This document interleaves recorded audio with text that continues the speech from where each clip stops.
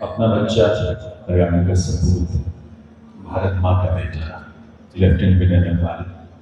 दिवस दिनों देशभक्ति की वीरता, शौर्य, प्रेम, करुणा, इन सब का जीता जागता स्वरूप। आज इन सबके बीच जो शहीद भी है, इस बात की कल्पना भी नहीं की जा सकती। लेकिन नियति की सच्चाई अलग है, भाग्य की चाल अलग है।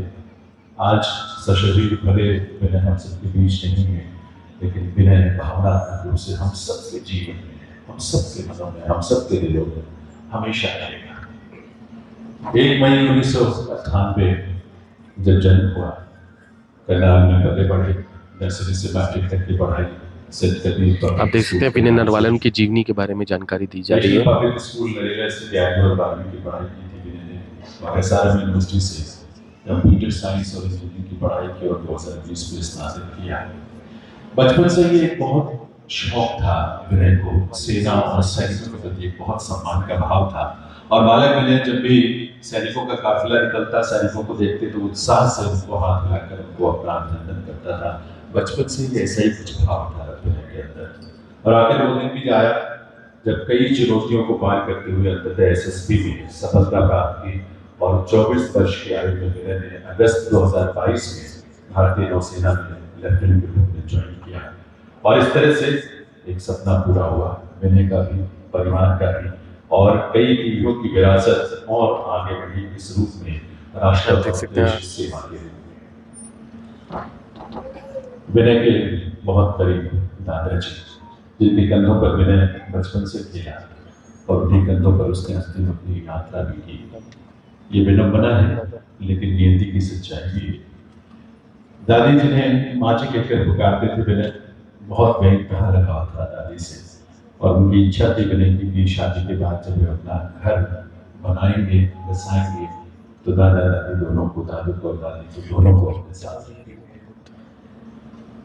माँ तो विनय की जिंदगी थी, बहुत इमोशनल सपोर्ट माँ से। आप देख सकते हैं जो रेणुबाला गुप्ता है, उनकी आंखों में आंसू इस समय देख सकते हैं, उनकी आंखें भरी हुई हैं इस समय। जो रेणुबाला गुप्ता है मेयर करनाल की, आप देख पा रहे हैं इस समय।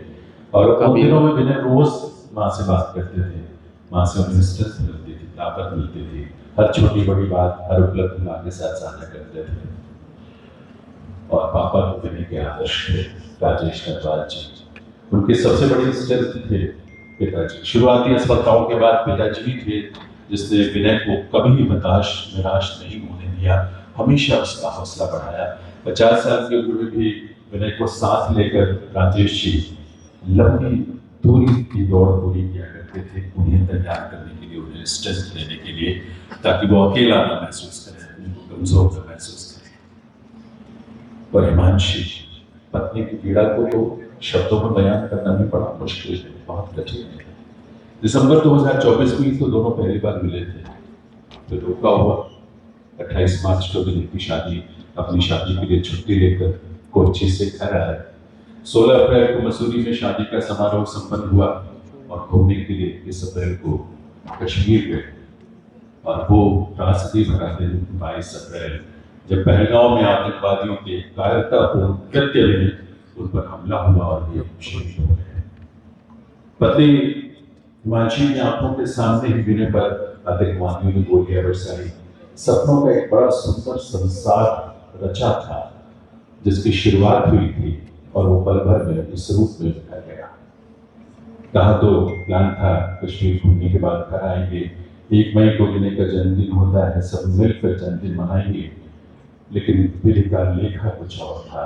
बर्थडे सेलिब्रेशन की जगह अश्रुपूरित विदाई देनी पड़ी अपने सपूत को, अपने बच्चे को, अपने पति को, अपने भाई को, विनय को। आप देख सकते हैं जो हिमांशु है वो भी उस वक्त को याद करते हुए जरूर रो रही हैं इस समय। छोटे थे विनय, लेकिन तब भी अपनी छोटी बहन सृष्टि को गोद में लेकर खिलाने में उनको बहुत आनंद मिलता था, बहुत प्यार करते थे। और उसी बहन को कंधा देना पड़ा, अपने भाई को मुखाग्नि देनी पड़ी। ये विधि का विडंबना है, लेकिन सच्चाई की यही है।